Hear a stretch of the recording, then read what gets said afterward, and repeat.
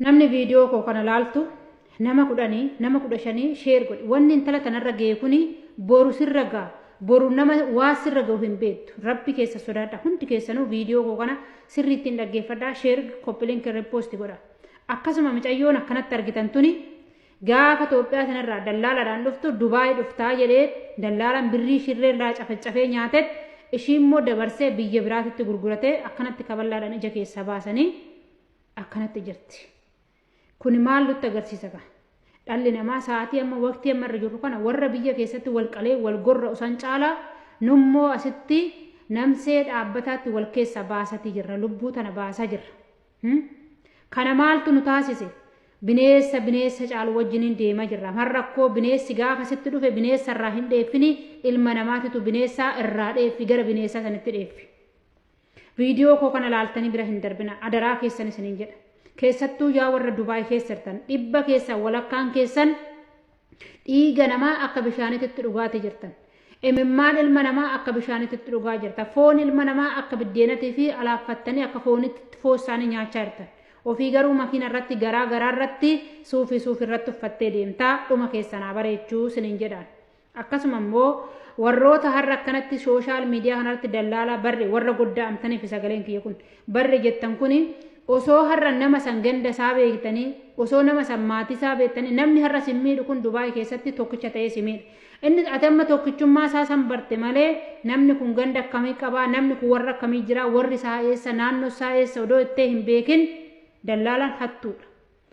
Hattuu sanuu mushlaaxaa kan isirraa hin gorre akka bineessa daggalaa halkan dukkana keessa sitti dhufuus nyaata hattuun kana booda jechuudha.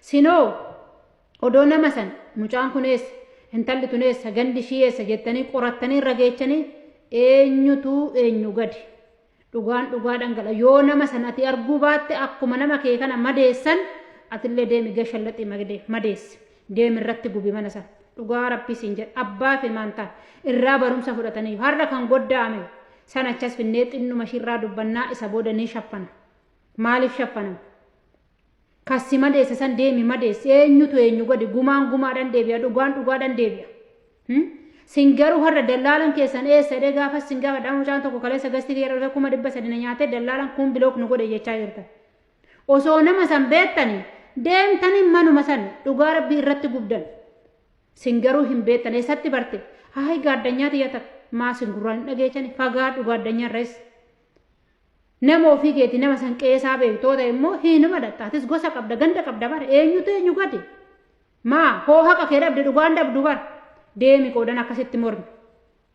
Dallaalaan Dubaay si fida jedhee gara biraatti gurguratee micayyoo kana dhiibbaa guddaa irraan ga'an ija ishii lamaan kaballaadhaan balleessan. Adaraa keessan ijoolleen biyya ormaa dhufaa jirtan adaraa keessan kara dallaalaatirraa hin dhufina kara seeratiin kottaa. Ashamaa akkam jirtu hordoftoota kabajamtoota chaanala kootii kan biyya keessaa kan biyya alaa bakka jirtanitti nageenyi waaqayyoo isinii haa baay'atu isiniin jechaa egaa hordoftoota koo warroonni immoo chaanala kee afaaraa taatanii sabiskiraaybii gochuudhaan maamila keenya ta'a warta artis galatooma ulfaadhaa. Egaa hordoftoota koo akkuma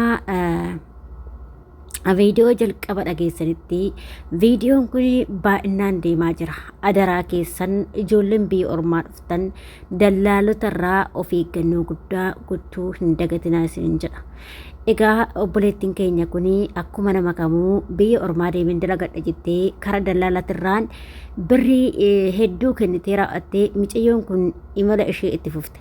Gaafa itti fuftuu dallaalan kun gara biraatti ishee gurgurate garuu inni kan oosin oofa jedhee micoota irraa qarshii nyaate Dubaay si oofaa jedhee qarshii nyaate garuu gara biraa oofet micayyoo kana siqaayii hedduu ishee agarsiisaa jira. Akkuma argaa jirtan ijji ishii lamaan hin jiru badee jira jechuudha. Walumaa galatti badee jira wanti ishii argu wayitu hin jiru. Kanatti kana taatee jechuudha. Kanarraa waa hin hubattu viidiyoo kanarraa waa hin hubattu jedhee tan sinii fide viidiyicha kana. Egaa hordoftoota kiyya ka adaraa keessan hundi keessaniyyuu kara seeratiin kara seera qabeessa ta'een deemaa malee dallaala irraan deemtanii ofii keessaniis lubbuu keessan dhabdanii qarshii maatii keessanis dhabdanii maatii keessanis hin burjaajessinaa dhugaa waaqaa isiniin jedha. maaliif dallaalli sa'aatii kanatti qarshii jaalatti malee nama lammii kiyya jettee yookiin nama saba kiyya jettee wanta isinii godhu hin jiru. Ilmi namaa qaata qarshii jaalata malee ilmi namaa nama hin jaalatu. Kanaaf hordoftoota kiyya warri viidiyoo kana ilaaltanii of eeggannoo guddaa godhaa. Akkasuma ijoollee obboleewwan warri qabdanillee obboleewwan keessanitti himadhaa. Adaraa keessan dallaalli yeroo kanaas si gurgurachuudha malee birrii qofa sirraa barbaada malee biyyoota hunda sin oofu. Siigalee biyya biraafaa si oofetti akkasitti birriitti si gurguratee silkii si alaa caffaa jechuudha.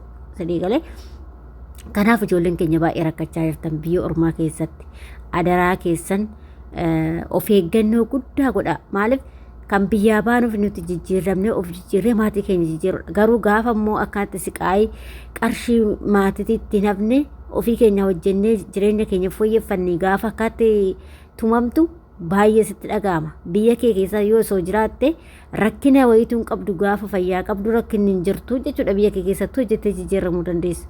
Sinigalee dallaala irraan deemurra biyya keessan keessa teessanii hojjechuu isinii wayyan jedha walumaa galattan.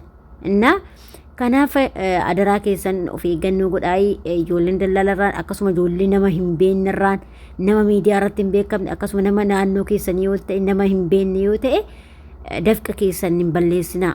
Dhugaa waaqaas hin jedha. Akkuma miciyyoon jetteeyyuu nama baddale baddaluudha isaallee jechuudha. Maaliif dafqa kee gaafa mana nama sanii beektatillee akkuma sanitti dafqa kee itti baata jechuudha. Innaa kanaaf adaraa nama beektanirraan bilookkii sin goone bakka itti beektanii qabu. Garuu biyyattuu kan beektu maatii isaanii firoota isaanii ollaa isaanii yoo taate akka barbaaddetti jiraachuu dandeessaa jechuudha. Kuni dhaamsa ijoollee biyyarraa dhufaa jiraniiti. Rakkina guddaa keessa kan jiranidha. Viidiyoon kun kaayeega yoo isinitti tole laayik sheerii gochuu hin dagatina. Akkasuma warroonni mana kanaafis haaraa taatan sabskraabii gochuu hin dagatina. Yaadaa fi qeeqaa qabaattan immoo komentii irratti barreessuu hin dagatina. Hundumti keessanuu adaraa keessaa viidicha kana sheerii waloo godhaati. Ijoollee biyya maatii miidhamaa jiran biraan naagaa galatoomaa ulfaadhaa isinin jaaladha obboleewwan koo.